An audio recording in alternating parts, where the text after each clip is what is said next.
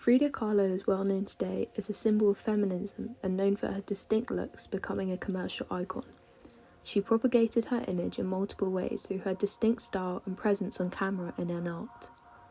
It is only when we look beyond that the singularity and power of Frida Kahlo is shown, and no better in Self-Portrait with Cropped Hair from 1940, as she portrays her inner and outer life on canvas. This self-portrait shows Kahlo as an androgynous figure sat alone in the middle of the painting, having cut her hair. It follows her husband Diego Rivera's demand for a divorce, opening up Kahlo's injured sense of female pride and a self-inflicted punishment for the failure of her marriage. The portrait shows a conflicting identity. Born in 1907 to a Mexican mother and a German father, she was very affectionate to her father. He became an influential photographer around Mexico City, often allowing Frida to help him develop photos. Frida became something of a replacement son, being one of 5 siblings, an heir almost, who he invested all his hopes in. She was photographed with her sisters, often standing in the centre, wearing a suit, confident with an air of dandyism. This suit would become a symbol in Self-Portrait with Cropped Hair. In 1925, she was in an accident when the bus she was on collided with a tram and a handrail impaled Frida.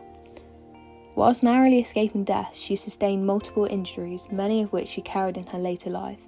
This event had a tremendous effect on Frida and became a theme of a lot of her work. She was bedridden, but as she gained strength, she was given an easel and a mirror above her bed, so she learnt to paint, using herself as the subject. She was isolated in this period, and she set to work painting the world around her according to her own singular vision. She became her own muse and used her art to enable the viewer to see the world through her eyes. Like many of her portraits, there is an element of isolation in Self-Portrait with Cropped Hair.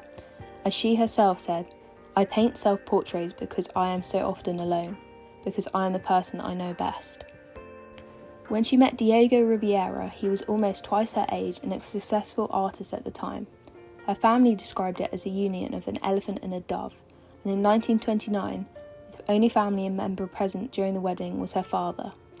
The marriage was tempestuous and lasted 5 short years. They separated in 1934 and divorced in 1939, although they remarried 2 years later. Both were responsible for infidelity, as a doctor once diagnosed Diego as being unfit for monogamy. However, upon his death in 1954, Diego wrote, "I realised that the most wonderful part of my life had been my love for Frida." The act of cutting her hair symbolises a rejection of innocence and girlhood to me, but also the severance of a marriage, like a cord binding 2 people together. At the top, Kahlo inscribed lyrics and a music stave of a song which can be translated as, "Look, if I loved you, it was for your hair. Now that you are hairless, I don't love you anymore," confirming Kahlo's own denunciation and rejection of her female role. Diego greatly admired her hair, so to cut it off mirrors the loss of love. Historically, giving someone a lock of hair is considered a sign of love and devotion, especially before an impending separation. By employing such emotional and symbolically charged details, Kahlo expresses how she felt about the breakdown of her relationship, but also steps out of Rivera's shadow, who himself was a successful artist, and asserts herself as her own artist.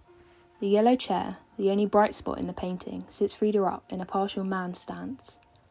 Her legs are firmly planted and her body is at a slight angle as not to face the viewer directly on, a strong stance to show acceptance of her new look. It shows the violence of separation, but also a newfound autonomy as she vowed to support herself and sell her work for financial gains. It follows her wish to be independent and not rely on men. She is ready for a new life, freed of the shackles, and indeed, her head is lighter now. She holds a cut braid while strands of hair lie scattered around on the floor, a sign of sacrifice for independence. Kahlo clutches scissors in her right hand as the hair curls and almost slithers around the floor in the chair, remnants of the past. Normally seen by flowers in her hair or traditional Tehuana dresses, instead here she casts off feminine attributes as she sports a black, loose-fitting man's suit, perhaps one of Diego's.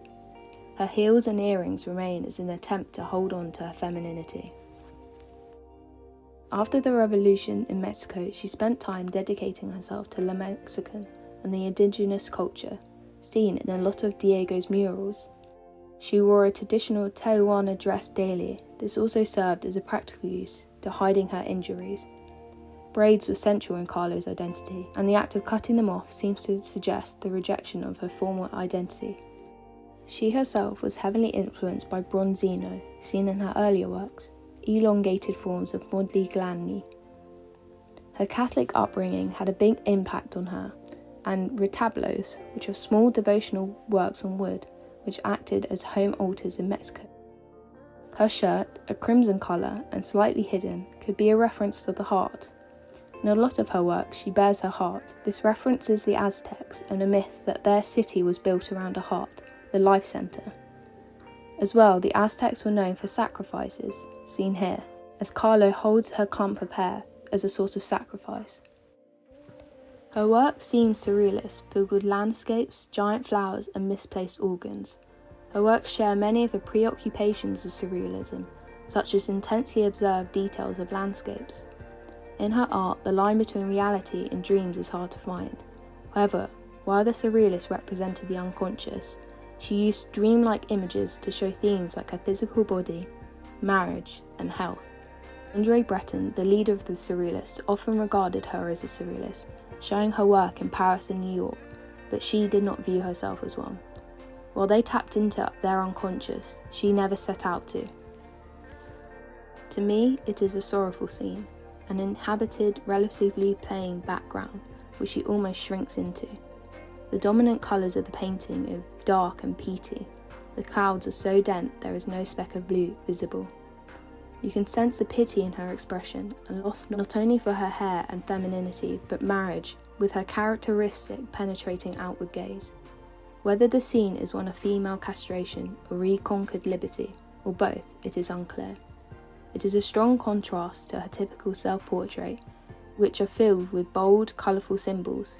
Here, she minimises herself to elaborate the gravity and sadness, which makes it so poignant. To me, Frida is making a criticism that occurs when we make judgment on appearances alone. In her lifetime, she was always conscious and critical of her looks, having to always wear a brace or prosthetics due to her accident, saying, "I used to think I was the strangest person in the world." In Self-Portrait with Cropped Hair, the viewer is invited into a scene unfolding in private. She opens herself up to us, offering multiple versions of her reality and offers an entrance to her soul. The issues she raises speak to many, experiences of pain, fractured identity, love and loneliness, all which she convincingly conveys. It is hard to separate her remarkable and tragic life story from the art, much of which becomes so complex through her beauty. Despite the scene she is in, she looks at us provocatively here, forcing us to witness the self-destruction. She remains serious, confrontational, fragile but strong. She becomes an icon, not in a vain sense, but more that she is aware of her transience. We acknowledge and bear witness to the suffering when we look at her, and cannot help but be transfixed and drawn in to play an active role when viewing the painting.